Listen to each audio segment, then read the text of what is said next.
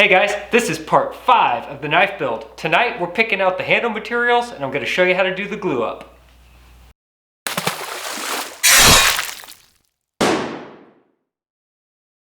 Hey, if this is your first time here and you're inspired to learn more about knife making, go ahead and subscribe to my channel and come and learn with me. Oh, the handle materials. The options are endless. This is my favorite part of making a knife by far. Absolutely the most exciting part is putting together your gorgeous handle. I'm going to show you all these different materials, explain the pros, the cons, why I like these, why I don't like those, or maybe why I like those a little bit, and just kind of go over this stuff. Bring the camera around and show you a much better view.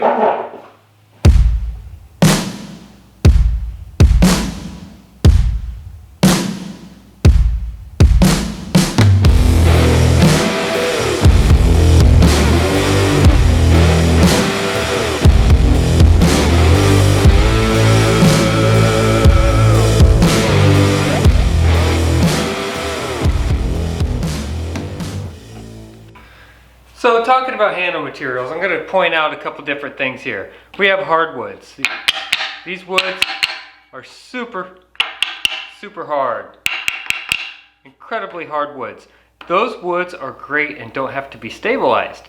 Then we go into our soft woods, like different maples and not hard maples, but just regular softwood maples and spalted woods that have to be stabilized. These have to be put through a process where they're impregnated with an acrylic resin and then cured to turn them into like a plastic.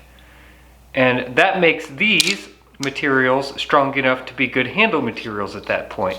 Some of these can be extremely striking and visually striking in color.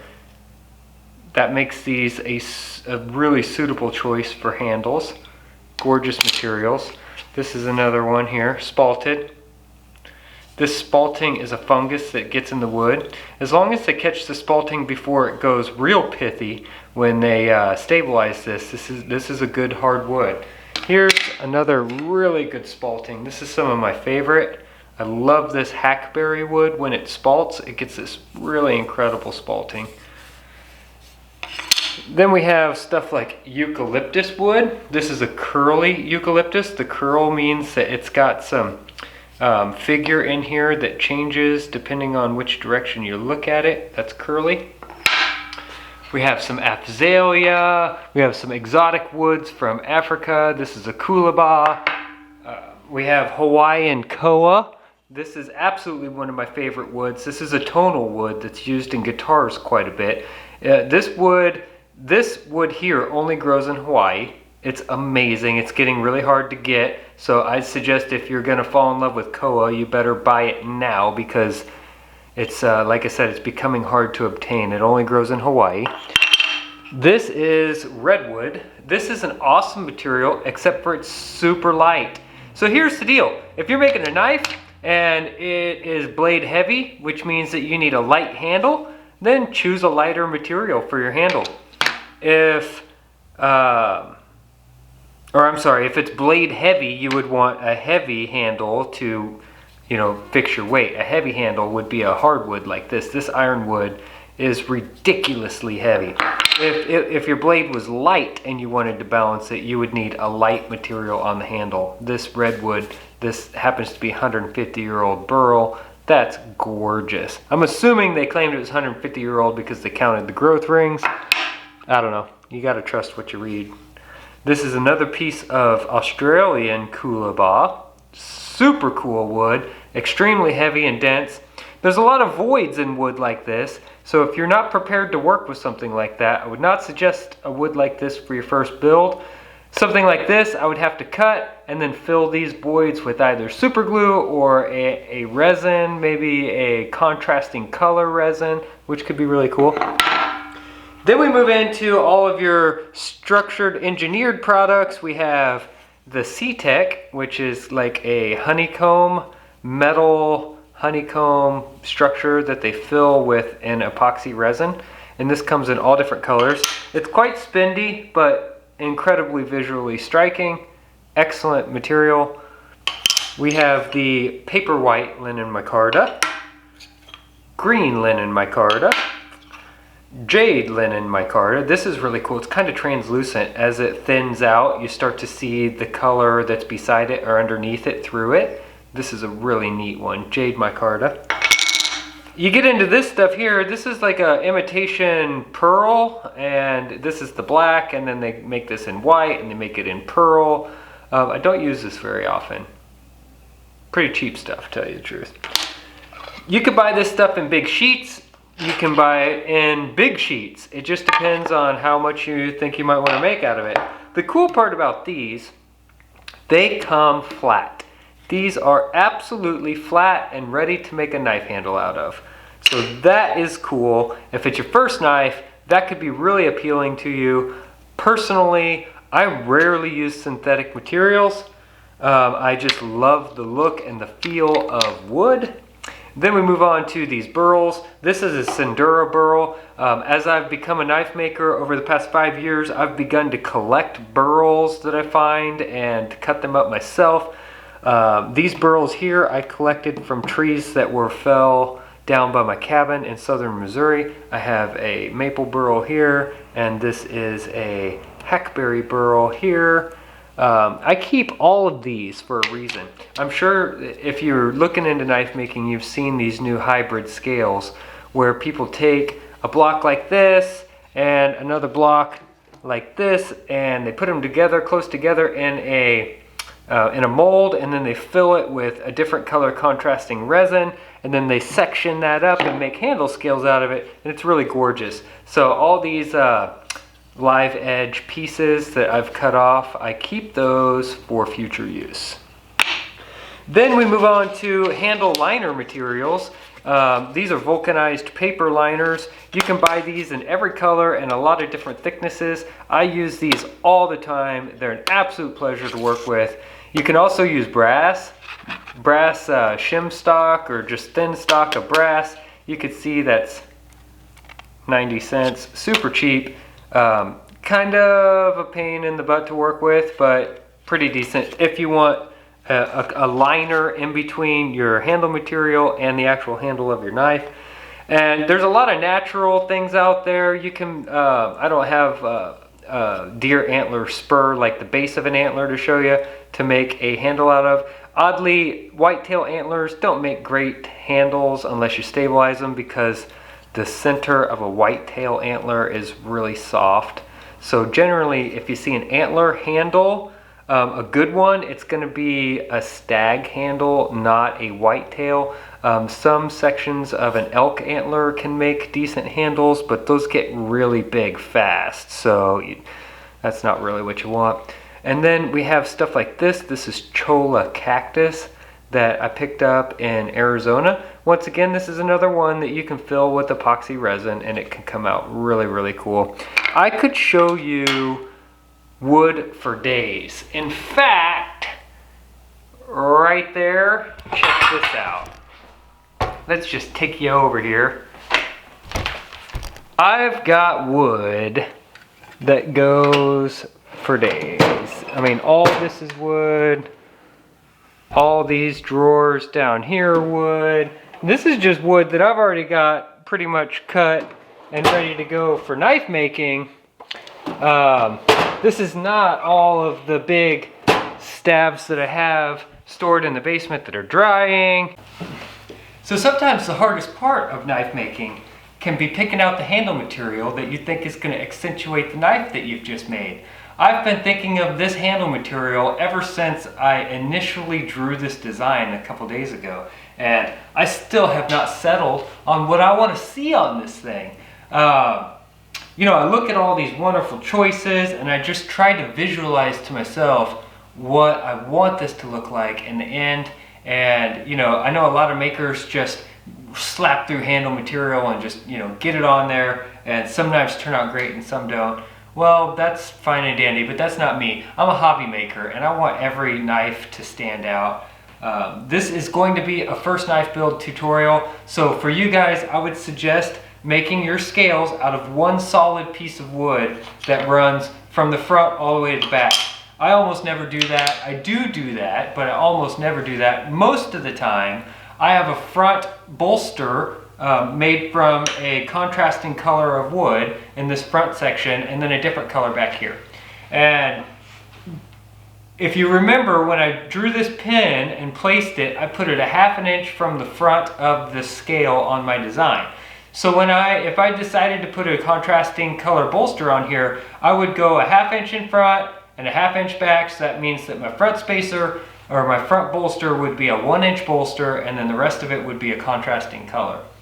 And that can look really, really nice. And I don't know if I'm going to do that for this build. I think just for simplicity's sake, I'm going to go ahead and put on just whole handle slabs so that I can run you guys through the process, because I really want you to just build your first knife with ease and not try to overcomplicate it. Let's simplify things. Like I said in the very beginning, let's just boost your success rate in making this knife stand tall. That's what I really want. So I'm going to pick a material. I'm going to show you how I prep that material. Obviously, if you guys buy material like this, it's already flat and ready to go. Then it's just a matter of, moving on to about stage 5 of where we're going to be in this video. But let's assume that you don't buy that material and you have a block of material that you need to work with. Then there's other processes that have to be done.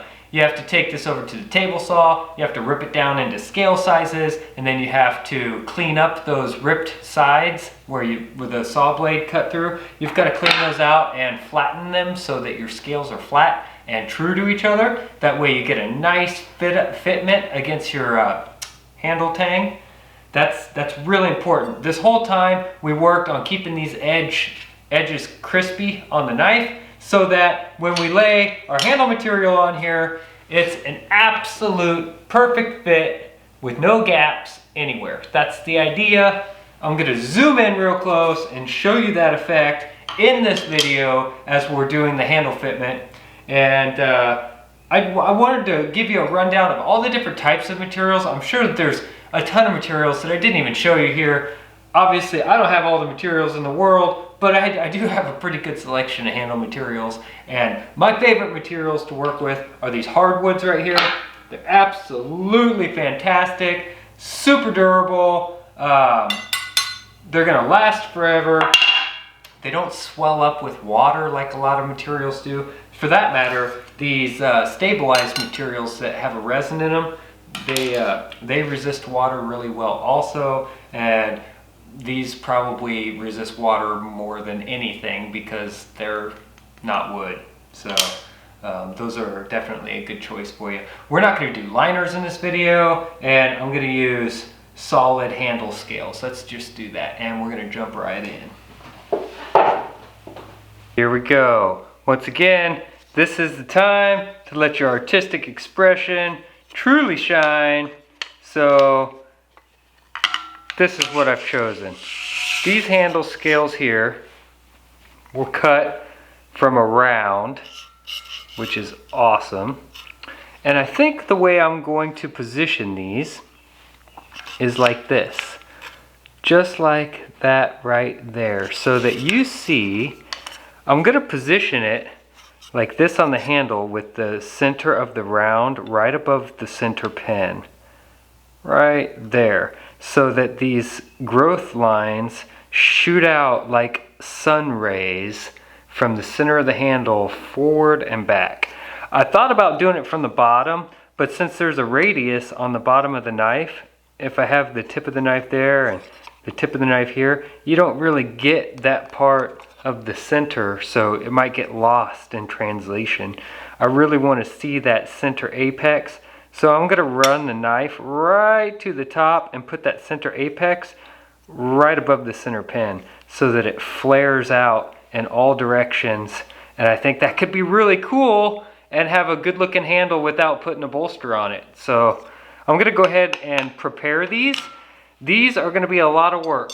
They're going to be a lot of work for a couple different reasons. They're not really flat, and they're not square, and they're not symmetrical to each other. So we've got a whole bunch of strikes against us right off the bat. So if you look at these, one is thicker than the other one. They're not square. So I think what I'm going to do is I'm going to run them through my table saw first, See that? Look at that. Look at this. Terrible. That's how I bought these from a vendor that claimed that they knew what they were doing. Well, yeah, no, not so much. So yeah, they're gonna take a lot of work to get these to something that I can use. And I'm gonna show you how I'll go about squaring something like this up. So the first thing to do here would be to decide how much of the handle material I'm actually going to use. Because there's no sense in working on a whole bunch of material that you're not even going to use. So let's go ahead and do that. Now, I did notice that these scales on my granite surface plate do have one flat side, so that's a good thing. At least they have one flat side to work from. So that means I can run them through my table saw and get a fairly straight cut off the other side, if I could get my table saw to cut that thin. Okay, so let's take these over to the bandsaw. We'll rip those edges off.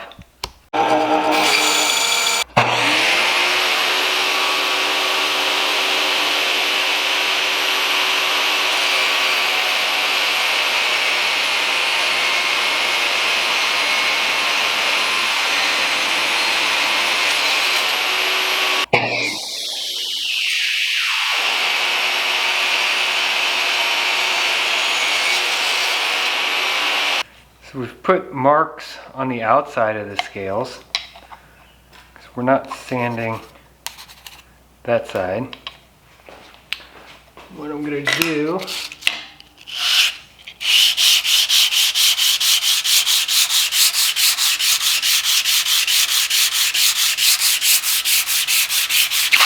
whoops, don't want to do that.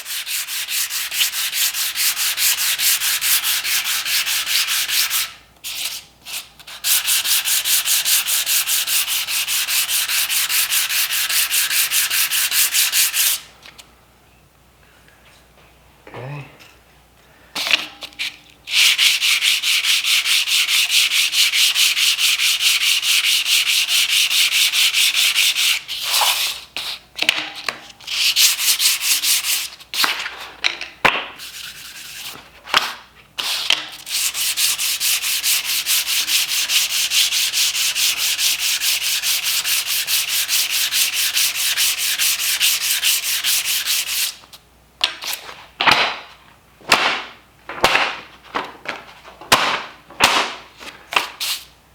Shake out your sandpaper.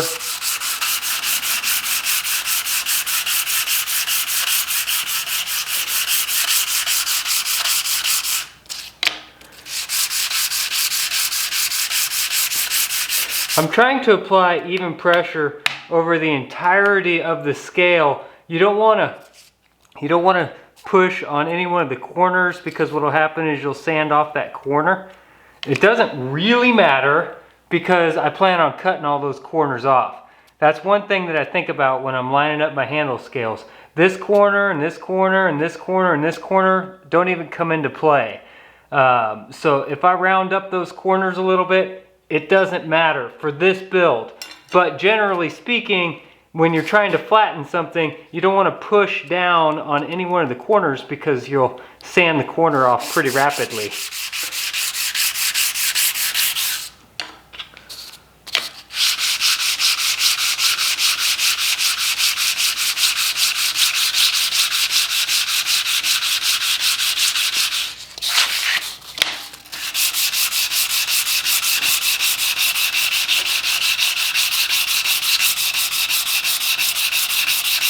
All right, let's check for flatness.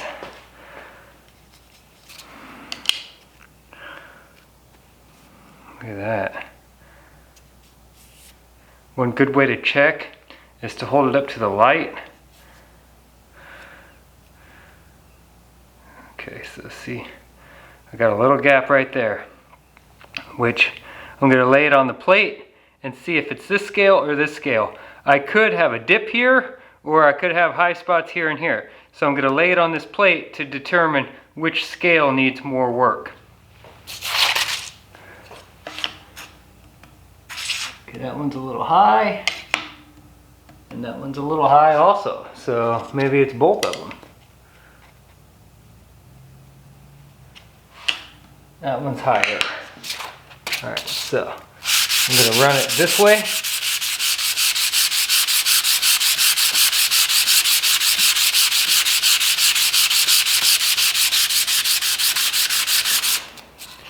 And check it.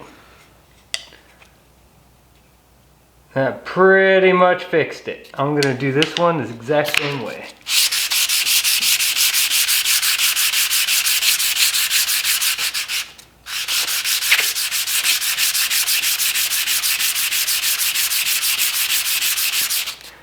See if that fixed it.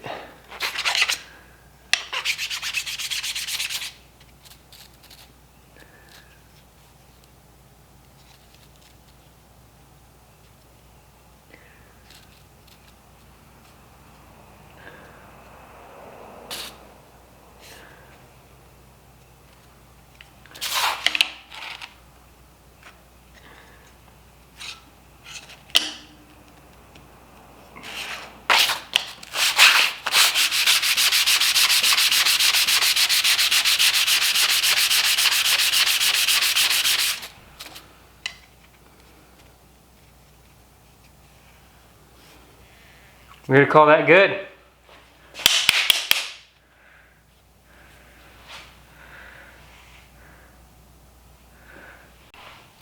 Okay, so we're at the drill press.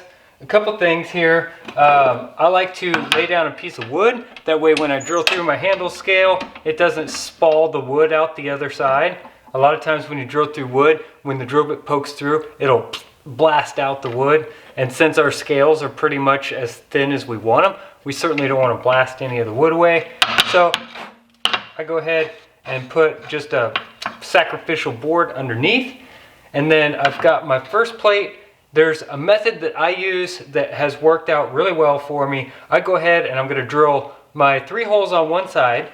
I already have my pins ready to go. So I'll drill a first hole, insert a pin, line it up, drill a second hole, insert a pin, drill the third hole, insert a pin.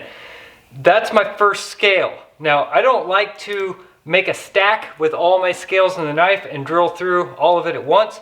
I like to drill through one scale, move it to the top where it's going to be, put the bottom scale on it, and drill through the entire stack. That way I know my pins are going to line up through the blade and everything. It just seems to work out really well for me that way. So that's how I'm going to do this. And I think that's it. Let's get after it.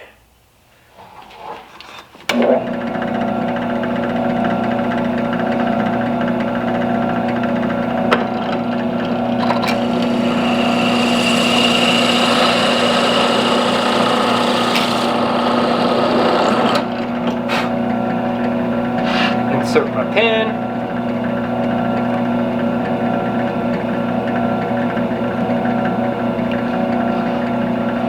Really tight fit. I'm going to have to open that hole up slightly.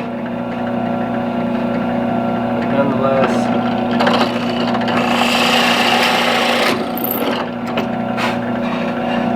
See you jump on me there? That's scary stuff. Alright. Drill this last one. Uh-oh. That didn't sound good. Oh, it's perfect. Okay, so see how they drilled perfect and it didn't blow out the other side? That's exactly what I was looking for. I am going to have to do one thing here. My hole is really tight. Got a little heat treating scale in this hole. Maybe a little bit in that one. Just clean these out. Okay, so we've got the top one. Let's make sure we get this right. There's going to be the bottom scale. We got the top scale drilled. Let's go ahead and put the top scale on, like so. Okay. Put 2 locator pins in it. Alright, so I have 2 locator pins. That way I know This is right where I want it. I'm gonna drill my first hole completely through the stack now.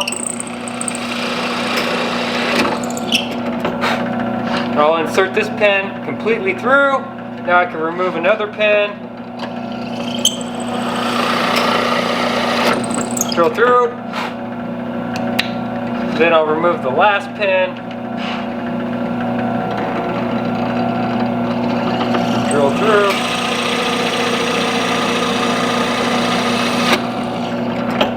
And that's how I keep everything lined up so that my matching scales line up just perfect. Now I have this one scale here. I'm gonna lay my knife on there. That's good. That's the shape that we wanted.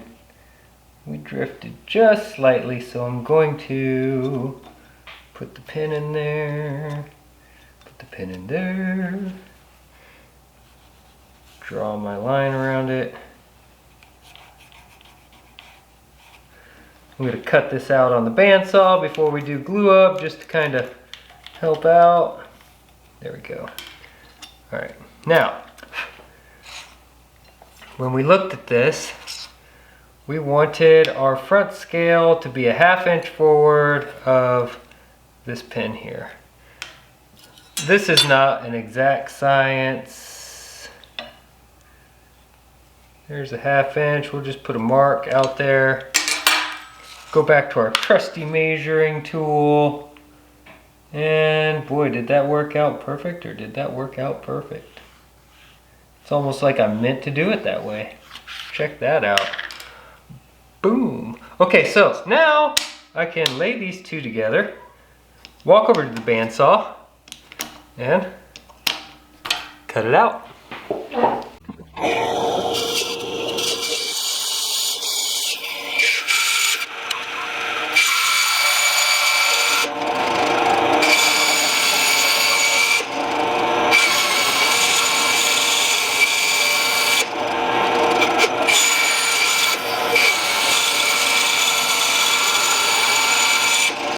Now we want to clean this front edge up. This edge, this leading edge of the handle scale that'll be forward on the knife, you have to get it right now before you glue it up. You can't sand this afterwards, just the very front of it. We're gonna put the slope in it later, but let's go ahead and get this finished up.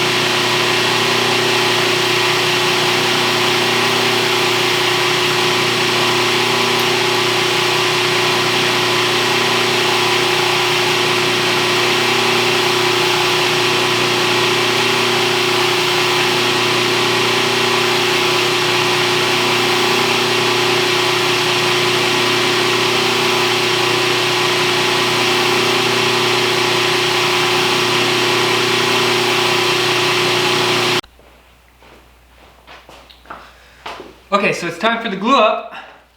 There's a lot of things that we do here to make sure that this process goes smoothly.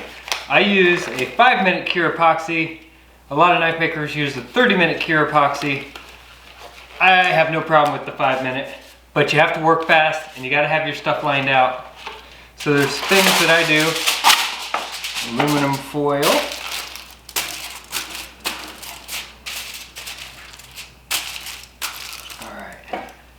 Surface prep on our pieces.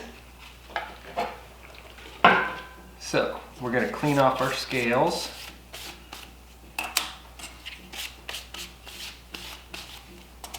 We're going to clean off our pins.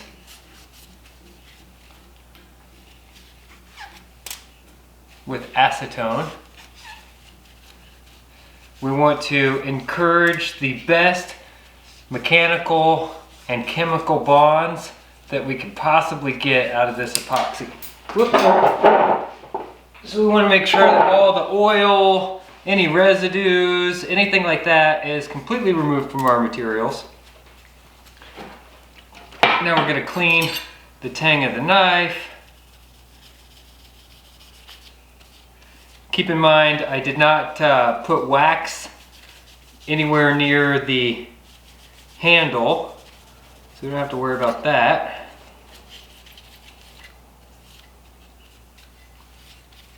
Okay.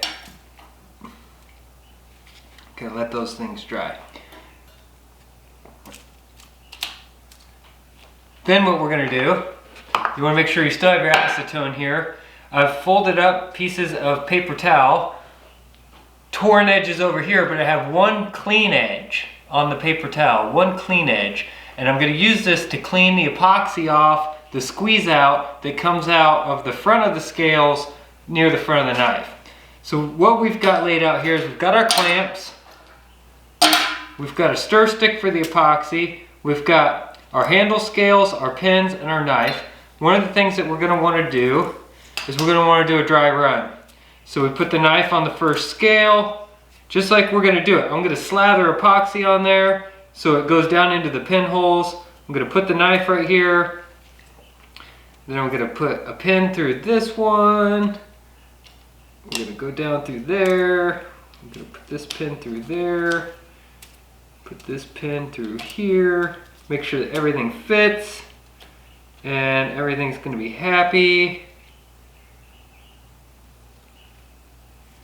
It looks perfect. Oh, I caught a problem. This is why we do a dry run. I'm gonna show you.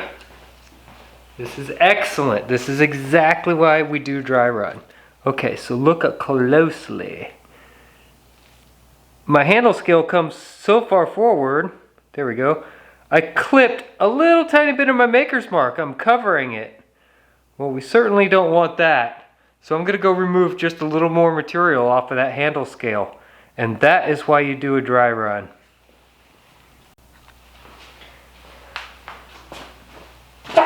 Okay, we're back in business. We got that taken care of. I took a little tiny bit more material off of that front scale, so we're ready to go here. You know what? Do you guys want to see this a little closer? Yeah, we're good. This is it. Here we go.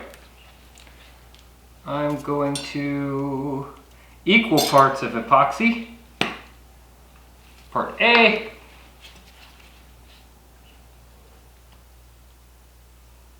Part B. Stir stick. It's incredibly important to get your epoxy completely mixed. You certainly don't want to undermix your epoxy. Mix your epoxy.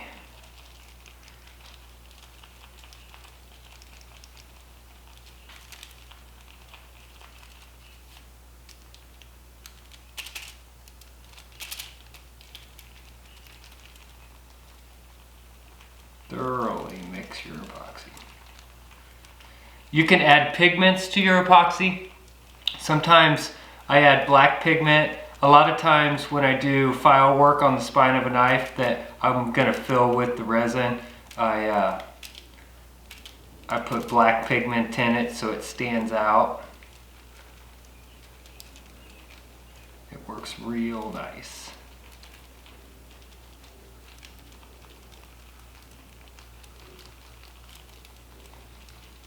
All right, and we're mixed. So then what I'm gonna do is slather it on. Now I do want it to go right through my pinholes. We want a lot of the epoxy to be around the pin. That's perfect right there. So I'm forcing epoxy into the pinhole. And then I'm also going to take the pin and I'm going to roll it in this epoxy just to ensure that it's completely covered in epoxy.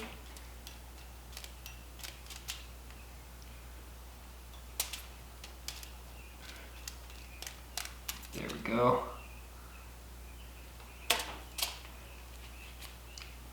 We're going to take the knife. Boom, it's on there. Now I'm going to take a little bit of this epoxy, run it on the pins. Just for good measure.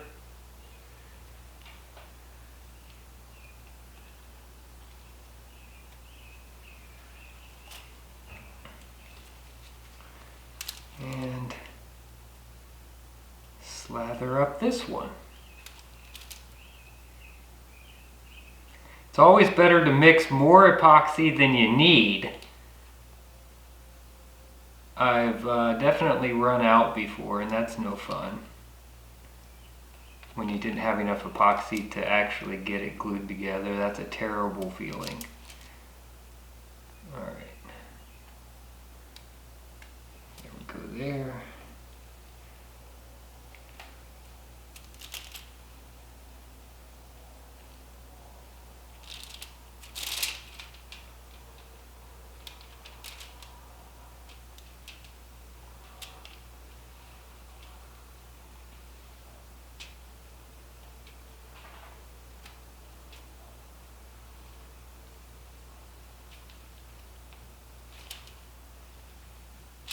Okay, pick this guy up.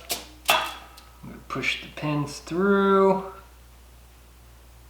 and then push it back, push it through, push it back. Make sure that the entire area where the pin is coated. And then we're going to go ahead and put some clamps on. I like to put a minimum of 2 clamps, one up by the front pin,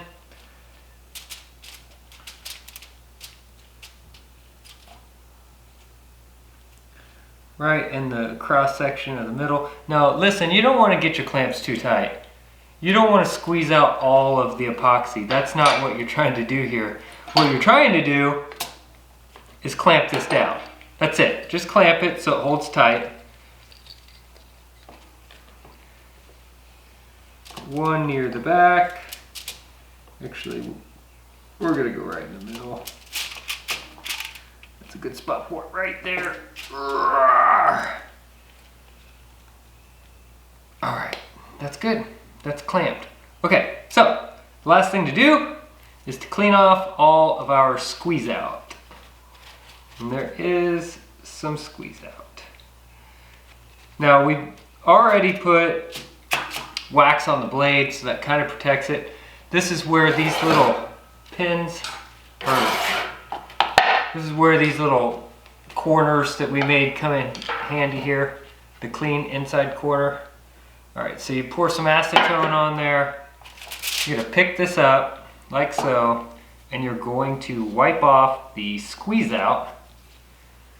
You could really only use this once. I find sometimes you can fold it inside out and fold it over and use it one more time. And then it's done.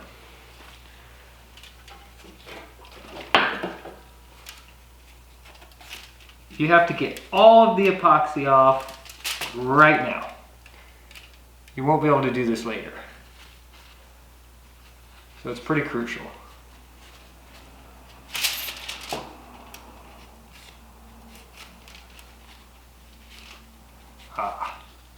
Just wipe the epoxy on the blade.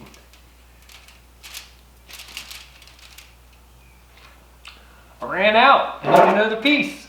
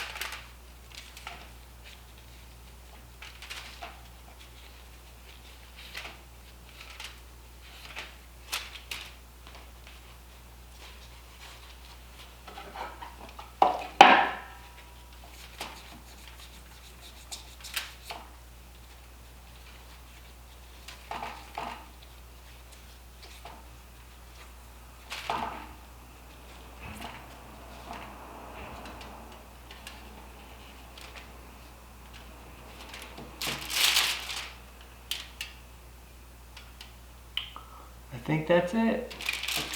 Okay, so now flip that just like that. You leave it up. You don't want to lay it down because then you could have some epoxy run down on it.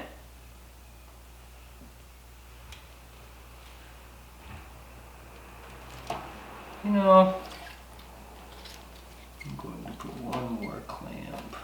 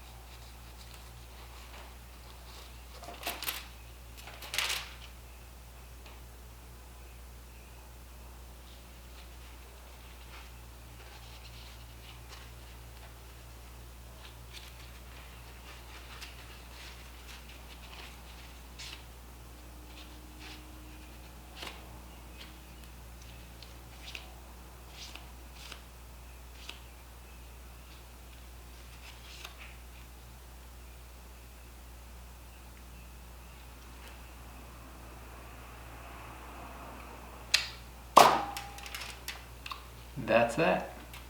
Just leave that there.